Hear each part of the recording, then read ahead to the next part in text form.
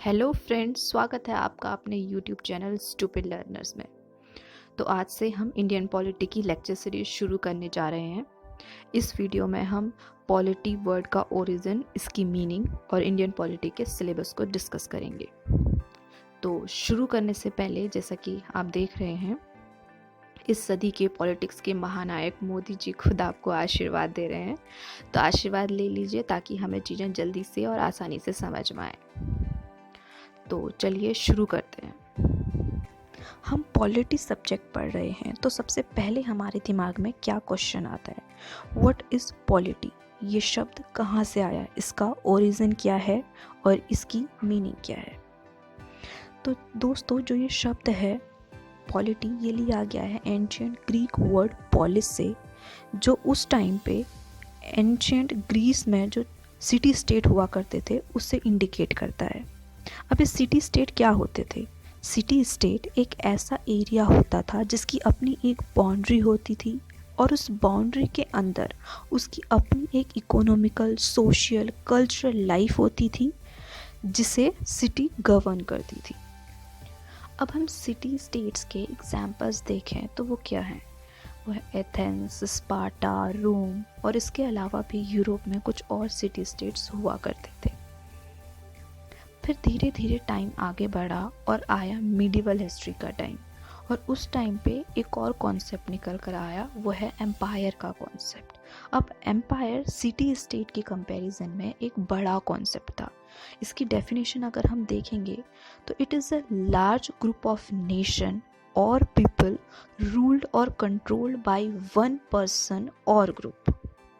और अगर हम इसके एग्जाम्पल्स देखेंगे तो जैसे मुगल एम्पायर था, ब्रिटिश एम्पायर था और भी कई एम्पायर्स थे। फिर धीरे धीरे टाइम और आगे बढ़ा और मॉडर्न एरा का टाइम आया, तो उस वक्त कॉन्सेप्ट निकल कर आया नेशन स्टेट का। अब नेशन स्टेट को समझने से पहले हमें इन दोनों वर्ड को अलग अलग समझना होगा। सबसे पहले नेशन एंड देन स्टेट। तो नेशन क्या होता है? Nation is a group of people who share common identity, यानी कि ऐसे लोगों का ग्रुप जो कुछ कॉमन आइडेंटिटी शेयर करते हैं। अब ये आइडेंटिटी कुछ भी हो सकती है, लिंग्विस्टिक आइडेंटिटी हो सकती है, रिलीजियस आइडेंटिटी हो सकती है और एथनिक आइडेंटिटी हो सकती है। मतलब कुछ भी एक कॉमन आइडेंटिटी होनी चाहिए, ठीक है। अगर वहीं हम स्टेट की बात करें तो स्टेट क्या होता है? State is an independent sovereign government जो कि क्या करती है, एक क्लियरली डिफाइंड एरिया को गवर्न करती है, और जो अदर स्टेट होते हैं जो उस स्टेट का बॉर्डर है उसे रिकॉग्नाइज करते हैं, ठीक है। और इन दोनों टर्म से मिलकर बना है नेशन स्टेट। यानी कि किसी भी एरिया को हम नेशन स्टेट तब कहेंगे जब उसमें रहने वाले लोग एक कॉमन नेशनल आइडेंटिटी शेयर करते हों, उसका अपना एक वेल डिफाइंड फिजिकल बॉर्डर हो और एक सिंगल गवर्नमेंट हो। इससे आगे चलकर एक सुपर नेशनल यूनिट का कॉन्सेप्ट निकल कर आया, जिसमें अभी जो प्रेजेंट टाइम पे इंटरनेशनल और रीजनल ऑर्गेनाइजेशंस हैं वो आती हैं, जैसे हमारा यूएन हो गया, ब्रिक्स, सार्क, ये सब। अगर हम इन सब चीज़ों को डिटेल से पढ़ेंगे तो बहुत ज़्यादा टाइम लग जाएगा, और वैसे भी अभी हम बेसिक्स डिस्कस कर रहे हैं तो अभी हमें इन पर जाने की ज़रूरत नहीं है। तो अभी तक हमने जो भी पढ़ा, जैसे पहले सिटी स्टेट था, सिटी स्टेट के बाद एम्पायर का कॉन्सेप्ट आया, एम्पायर के बाद नेशन स्टेट का कॉन्सेप्ट आया। अब हम इन्हीं कॉन्सेप्ट से कोशिश करेंगे कि हम स्टेट की पॉलिटी की डेफिनेशन निकालें, ठीक है। तो अगर हम इन सारे सिस्टम्स को देखें तो इनमें से दो चीज़ कॉमन निकल कर आती है। वो क्या है? सबसे पहला है स्टेट और दूसरा है इसके सब्जेक्ट और पब्लिक। अब अगर पॉलिटी को मुझे एक सिंपल सी लैंग्वेज में डिफाइन करना हो तो मैं क्या बोलूँगी? Polity is a mutual relationship between state and public. अब म्यूचुअल रिलेशन कैसे हुआ, इसको हम एक छोटे से एग्जाम्पल्स के थ्रू समझते हैं। जैसे हम इंडियन पॉलिटी का एग्जाम्पल लेते हैं। इंडियन स्टेट के 3 ऑर्गन हैं। वो 3 ऑर्गन्स क्या क्या हैं? लेजिस्लेचर, एग्जीक्यूटिव और जुडिशरी। लेजिस्लेचर का काम क्या है? लॉज को बनाना। एग्जीक्यूटिव का काम क्या है? लॉज को इम्प्लीमेंट करना। और जुडिशरी का काम क्या है? कि जो भी लॉज बनाए और इम्प्लीमेंट किए जा रहे हैं, ये देखना कि क्या वो लॉज संविधान के अकॉर्डिंग हैं या नहीं, और लोगों को जस्टिस प्रोवाइड करना। यानी कि जो स्टेट है ये क्या कर रहा है, ये लॉज बना रहा है पब्लिक के लिए। अब जो लॉज बना रहे हैं, जो एमपीज़ हैं, एमएलएज हैं, वो कोई भी तो एमपी एमएलए नहीं बन जाता ना। जैसे मेरा मन हुआ मैं चले जाऊँ पार्लियामेंट में बैठ जाऊँ, ऐसा तो नहीं होता ना। पब्लिक क्या करती है, पब्लिक वोट करती है इलेक्शंस में, और उसके थ्रू रिप्रेजेंटेटिव्स को चूज़ करती है। वो रिप्रेजेंटेटिव्स बनाते हैं हमारा स्टेट। तो हो गया ना ये म्यूचुअल रिलेशनशिप। इसलिए पॉलिटी की एक सिंपल सी डेफिनेशन है, it's a mutual relationship between state and public. और अगर पॉलिटिकल सिस्टम को मैं डिफाइन करूं तो it is a set of formal legal institutions that constitute government और स्टेट। ये तो हो गई हमारे पॉलिटी वर्ड की मीनिंग और पॉलिटी वर्ड का ओरिजिन कहाँ से हुआ था, ये सब हमने देख लिया। अब हम आगे देखेंगे कि इंडियन पॉलिटी का सिलेबस। इंडियन पॉलिटी का पूरा सिलेबस 10 पार्ट में डिवाइडेड है। थोड़ा लेंदी है बट कोई नहीं, हम धीरे धीरे आराम से कवर करेंगे। इसका जो पार्ट 1 है उसमें जो फर्स्ट टॉपिक है वो है हिस्टोरिकल बैकग्राउंड। इसमें हम 1773 के रेगुलेटिंग एक्ट से 1947 के इंडिपेंडेंस एक्ट तक जो भी एक्ट्स आए और उनके क्या क्या प्रोविजंस थे और उन्होंने हमारा जो कॉन्स्टिट्यूशन बना उसको किस तरह से अफेक्ट किया, ये डिस्कस करेंगे। फिर इसके बाद आता है दूसरा topic, making of the constitution. अब जब से कॉन्स्टिट्यूशन असेंबली बनी तब से फाइनल कॉन्स्टिट्यूशन बनने तक 2 साल 11 महीने और 18 दिन का टाइम लगा, ये सब जानते हैं। बट क्या कॉन्स्टिट्यूशन बनने का जो प्रोसीजर है वो तभी से शुरू हुआ था जब से कॉन्स्टिट्यूशन असेंबली बनी थी? नहीं, इसका प्रोसीजर बहुत पहले से शुरू हो गया था, जब किसी ने इसका आइडिया दिया कि हाँ हमारे पास एक कॉन्स्टिट्यूशन असेंबली होनी चाहिए। फिर डिफरेंट कमेटीज़ बनी, उन्होंने सजेशंस दिए कि ये कॉन्स्टिट्यूशन असेंबली में होना चाहिए। तो वो पूरा प्रोसीजर क्या था वो हम इस टॉपिक के अंदर डिस्कस करेंगे। फिर आता है salient features of the constitution. हमारा जो इंडियन कॉन्स्टिट्यूशन है वो कैसा है, रिटन है, अनरिटन है, और रिजिड है या फ्लेक्सिबल है, ये सब हम इसमें डिस्कस करेंगे। फिर आता है preamble of the constitution, most important part of our constitution. इसमें संविधान के बेसिक स्ट्रक्चर की बात कही गई है। वो बेसिक स्ट्रक्चर्स क्या क्या हैं और कब हमारे संविधान में इसे अडॉप्ट किया गया था, ये सब हम इस टॉपिक में डिस्कस करेंगे। फिर आता है union and its territories, article 1 to article 4। Article 1 में क्या कहा गया है, India that is Bharat as a union of states. और आर्टिकल 2, 3, 4 में पार्लियामेंट्स को क्या क्या पावर्स मिली हुई हैं, किस तरह से हम किसी नए स्टेट को इंडिया में शामिल कर सकते हैं या एग्जिस्टिंग स्टेट्स में चेंजेस ला सकते हैं, वो सब हम इस पार्ट में डिस्कस करेंगे। फिर आता है सिटीजनशिप। आजकल के करंट अफेयर्स के लिए ये बहुत ज़्यादा इम्पॉर्टेंट टॉपिक है, क्योंकि 2019 में जो सिटीजनशिप अमेंडमेंट एक्ट आया था उसकी वजह से पूरे देश में बहुत बवाल मचा था। तो सिटीजनशिप कैसे ली जाती है, जब हमारा संविधान लागू हुआ उससे पहले सिटीजनशिप कैसे दी गई और संविधान लागू होने के बाद सिटीजनशिप कैसे ली जाती है, कौन कौन से अमेंडमेंट आए हैं सिटीजनशिप एक्ट में, वो सब हम इसमें डिस्कस करेंगे। और इसके साथ साथ जो 2019 का सिटीजनशिप अमेंडमेंट एक्ट है उसे भी हम डिटेल से डिस्कस करेंगे। फिर आता है fundamental rights and duties. As an Indian citizen आपको कुछ फंडामेंटल राइट्स और ड्यूटीज़ मिलते हैं, उसको हम इस पार्ट में डिस्कस करेंगे। फिर आता है DPSP, directive principle of state policy. जैसे फंडामेंटल राइट्स आपके पॉलिटिकल राइट्स को इंश्योर करता है, वैसे ही डीपीएसपी आपके सोशल और इकोनॉमिकल राइट्स को इंश्योर करता है। इसके बारे में हम डिटेल से आगे डिस्कस करेंगे। फिर आता है अमेंडमेंट। अब समय के साथ साथ क्या होता है कि कानून में बदलाव की ज़रूरत होती है, क्योंकि लाइफ बदलती है, लोगों के रहने का तरीका बदलता है, तो उसी हिसाब से हमें ये भी इंश्योर करना होता है कि लॉज भी बदलें। तो हमारे संविधान में जो लॉज हैं, जो प्रोविज़न्स दिए हुए हैं, उनको कैसे बदला जा सकता है वो हम अमेंडमेंट वाले पार्ट में देखेंगे। आर्टिकल 368 में अमेंडमेंट के 2 प्रोसीजर दिए गए हैं, उनको हम डिटेल से डिस्कस करेंगे। ये तो हो गया पार्ट 1। अब हम आते हैं पार्ट 2 में। पार्ट 2 में पहला टॉपिक है पार्लियामेंट्री सिस्टम।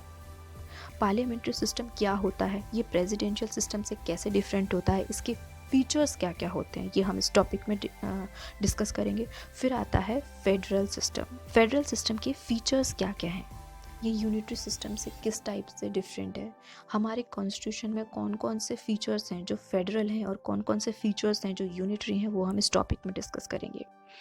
फिर आता है सेंटर स्टेट रिलेशन। सेंटर और स्टेट के बीच कौन कौन से एग्जीक्यूटिव, लेजिस्लेटिव, एडमिनिस्ट्रेटिव रिलेशंस हैं, वो सब हम इसमें डिस्कस करेंगे। फिर आता है inter state relation. Inter state committees कैसे बनती है, काउंसिल कैसे बनती है, वगैरह वगैरह हम इसमें डिस्कस करेंगे। ठीक है। फिर आता है इमरजेंसी प्रोविज़न।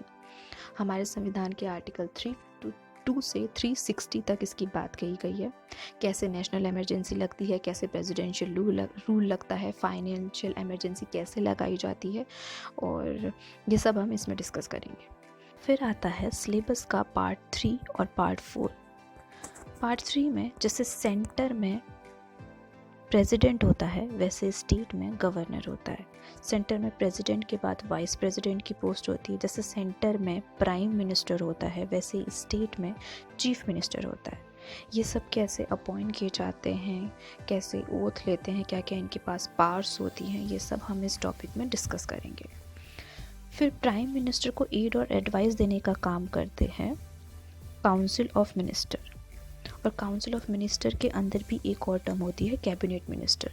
इसको आप एक सिंपल एग्जांपल के थ्रू समझ सकते हो। जैसे आपका एक कोई फ्रेंड सर्कल है, तो वो आपके काउंसिल ऑफ मिनिस्टर कहलाएंगे। बट उस फ्रेंड सर्कल के अंदर भी कुछ ऐसे चुनिंदा आपके दोस्त होंगे जिनसे आप अपने सीक्रेट शेयर करते होंगे, या फिर कुछ काम करने से पहले उनसे एडवाइस लेते होंगे, तो वो कहलाएगा कैबिनेट मिनिस्टर। अभी के लिए बस इतना समझ लो, बाकी हम अच्छे से बाद में जब टॉपिक आएगा तब डिस्कस करेंगे। फिर उसके बाद आता है कैबिनेट कमेटीज़। कैबिनेट कमेटीज़ कौन कौन सी होती हैं? 2 टाइप की कैबिनेट कमेटीज़ होती हैं, एक स्टैंडिंग और ad hoc. Standing committee permanent nature की होती हैं और ad hoc committee temporary nature की होती है। तो इन्हें कैसे बनाया जाता है, इनके क्या क्या फंक्शंस होते हैं, ये हम इस टॉपिक में डिस्कस करेंगे। फिर आता है पार्लियामेंट। पार्लियामेंट किस किस से मिलकर बना है? प्रेसिडेंट, राज्यसभा और लोकसभा। तो राज्यसभा और लोकसभा के क्या क्या फंक्शंस हैं, कैसे वर्क करता है, वो हम इसमें डिस्कस करेंगे। फिर आता है सुप्रीम कोर्ट। जजेस को कैसे अपॉइंट किया जाता है सुप्रीम कोर्ट के, और उनका टेन्योर कितना होता है, उनके पास क्या क्या पावर्स होती हैं, ये सब हम इस टॉपिक में डिस्कस करेंगे। फिर ऐसे ही स्टेट में स्टेट लेजिस्लेचर, हाई कोर्ट और सबऑर्डिनेट कोर्ट्स को हम डिस्कस करेंगे। फिर उसके बाद आता है एक topic special provisions for some state. Recently आपने देखा कि जम्मू एंड कश्मीर जो स्टेट था उसको बाइफरकेट करके 2 यूनियन टेरिटरीज बना दी गई हैं। जम्मू एंड कश्मीर को भी एक स्पेशल प्रोविज़न मिला हुआ था संविधान के आर्टिकल 370 के थ्रू, जो कि अब हटा दिया गया है। बट अभी भी कुछ स्टेट्स हैं जिनको कुछ स्पेशल प्रोविजंस मिले हुए हैं। जैसे अगर हम नॉर्थ ईस्ट में एग्जांपल ले रहे तो नागालैंड, असम, अरुणाचल प्रदेश। ठीक है, तो ये सब हम इस टॉपिक में डिस्कस करेंगे। फिर नेक्स्ट पार्ट है पार्ट 5 एंड पार्ट 6। पार्ट 5 में है Panchayati Raj and municipality. This is also the most important part of your syllabus. इससे बहुत सारे क्वेश्चंस बनते हैं। पंचायती राज और म्यूनिसिपैलिटी यानी कि 73rd and 74th amendment of Indian constitution, ये कौन कौन सी कमिटीज़ ने इसको रिकमेंड किया था, इनके क्या क्या फंक्शंस होते हैं, ये कैसे वर्क करती है, कैसे इसमें लोगों को इलेक्ट किया जाता है, ये सब हम इसमें डिस्कस करेंगे। पार्ट 6 में आता है union territories and schedule and tribal areas. तो यूनियन टेरिटरीज़ कैसे बनाई जाती है, शेड्यूल और ट्राइबल एरिया और यूनियन टेरिटरीज़ को कैसे गवर्न किया जाता है, ये हम इस पार्ट में डिस्कस करेंगे। फिर आता है part 7 election commission. Election commission को कैसे बनाया जाता है, इसमें कितने मेंबर्स होते हैं, कौन इसका चेयरमैन होता है, कैसे इनको इलेक्ट किया जाता है, ये सब हम इस पार्ट में डिस्कस करेंगे। फिर आता है यूपीएससी एंड एसपीएससी। जो भी सिविल सर्विस एस्पिरेंट है उनके तो ये फ़िलहाल भगवान है, यूनियन पब्लिक सर्विस कमीशन और स्टेट पब्लिक सर्विस कमीशन। कैसे इसमें मेंबर्स को अपॉइंट किया जाता है, क्या क्या इनका वर्क होता है, ये सब हम इस पार्ट में डिस्कस करेंगे। फिर आता है फाइनेंस कमीशन, इसको कैसे अपॉइंट किया जाता है, इसका टेन्योर कितना होता है, इसका वर्क क्या होता है, ये सब हम इस टॉपिक में डिस्कस करेंगे। फिर आता है national commission for SC and ST। हमारी सोसाइटी में जो भी डिप्रेस्ड क्लासेस हैं उनके अपलिफ्टमेंट के लिए हमारे कॉन्स्टिट्यूशन में 2 कमीशन बनाए गए हैं, national commission for SC and national commission for ST। ये कैसे वर्क करता है, कैसे रिपोर्ट बना के किसको सबमिट करता है, ये सब हम इस पार्ट में डिस्कस करेंगे। फिर आता है जो हमारे कंट्री है उसमें कुछ लिंग्विस्टिक माइनॉरिटीज़ हैं, उनके लिए भी कुछ स्पेशल प्रोविजंस किए गए हैं, वो हम इस पार्ट में डिस्कस करेंगे। फिर CAG, attorney general of India, advocate general of India, इनको कैसे अपॉइंट किया जाता है, इनके क्या क्या पार्ट्स होते हैं, ये कैसे फंक्शन करते हैं, ये हम इस टॉपिक के अंदर डिस्कस करेंगे। फिर आता है नेक्स्ट पार्ट, इसमें सबसे पहले आता है प्लानिंग कमीशन एंड NDC यानी कि नेशनल डेवलपमेंट काउंसिल। अब इन दोनों ही बॉडी को हटा दिया गया और इसकी जगह आ गया है नीति आयोग। तो प्लानिंग कमीशन के भी हम छोटी मोटी डिटेल्स डिस्कस करेंगे और इसके बाद हम डिटेल से डिस्कस करेंगे नीति आयोग को, क्योंकि प्लानिंग कमीशन से भी एग्जाम्स में क्वेश्चन आने के चांसेस हैं। फिर आता है national human rights commission and state human rights commission. As a human आपके कुछ बेसिक राइट्स हैं जिनको कोई वायलेट नहीं कर सकता, तो आपके उन बेसिक राइट्स को प्रोटेक्ट करने का काम किसका है, नेशनल ह्यूमन राइट्स कमीशन और स्टेट ह्यूमन राइट्स कमीशन का। तो ये बॉडी कैसे बनाई जाती है, कैसे फंक्शन करती है, ये हम इसमें डिस्कस करेंगे। फिर आता है CIC और SIC यानी कि centre information commission and state information commission. RTI act 2005 के आने के बाद ये दोनों बॉडी एग्जिस्टेंस में आई और ये दोनों बॉडी कैसे काम करती हैं, ये सब हम इसमें डिस्कस करेंगे।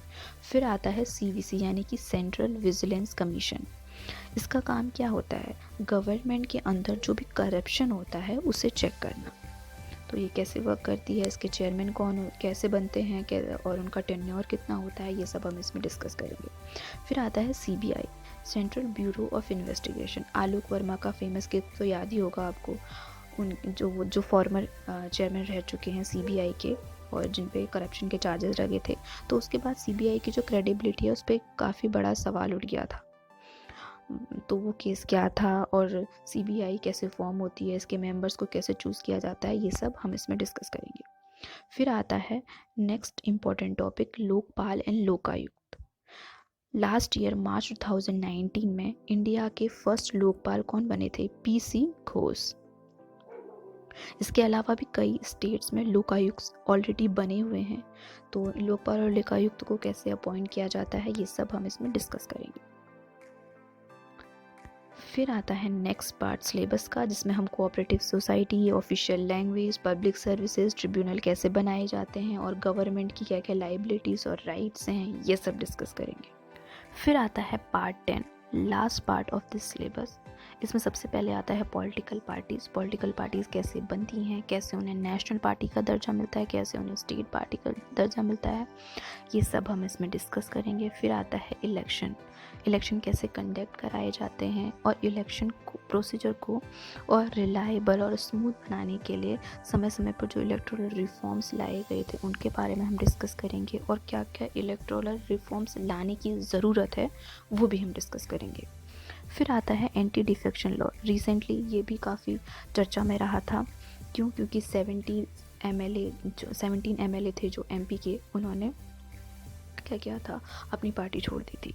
बेसिकली ये क्या है, MP और MLAs के खरीद फरोख्त से रिलेटेड लॉ है, ठीक है। इसे हम आगे डिटेल से डिस्कस करेंगे। फिर छोटे मोटे टॉपिक्स हैं, pressure groups, national integration, foreign policy वगैरह, इसे हम बाद में आराम से डिस्कस करेंगे। ये तो था इंडियन पॉलिटी का पूरा सिलेबस। आज की वीडियो में हमने क्या क्या डिस्कस किया, सबसे पहले पॉलिटी, इसका ओरिजिन और मीनिंग, और दूसरा इंडियन पॉलिटी का पूरा सिलेबस। और आज की वीडियो में के लिए बस इतना ही। थैंक यू, बहुत जल्द मिलेंगे नेक्स्ट वीडियो के साथ, तब तक के लिए बाय बाय, टेक केयर।